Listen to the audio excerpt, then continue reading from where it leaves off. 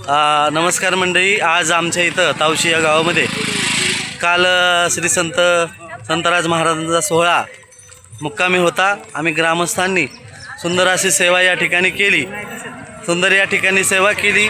पण खरं महत्त्वाचं असं वाटतं की येताना संत येताना काय वाटत नाही, पण जाताना मात्र हुरहुर लागल्याशिवाय राहत नाही.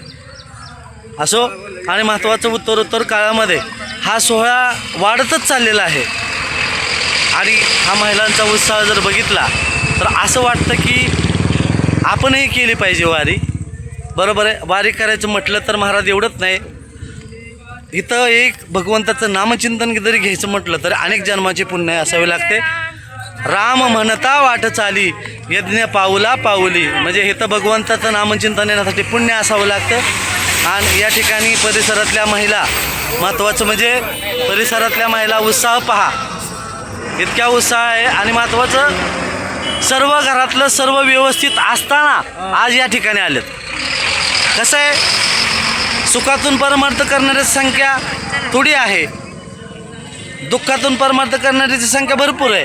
पण आज या ठिकाणी संतराजाच्या कृपेने ह्या सर्व महिलांना सर्व घरं दारं मुलं बाळ सर्व व्यवस्थित आहेत.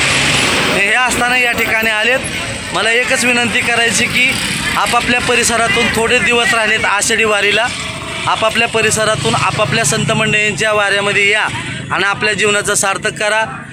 आम्ही परत जाताना महिनाभर चालत असतो. परत जाताना परतीचा प्रवास पण महिनाभर चालत जात असतात आणि हा त्यांचा उत्साह आहे. असो, भगवंताच्या चरणी म्हणजे थोडक्यात तुळशीपत्र ठेवल्यागत आहे. असो, भगवंत त्याला काही कमी पडून देत नाही. तुम्ही पण आपापल्या परिसरातून वारीमध्ये येऊन या वारीचा आनंद घ्या.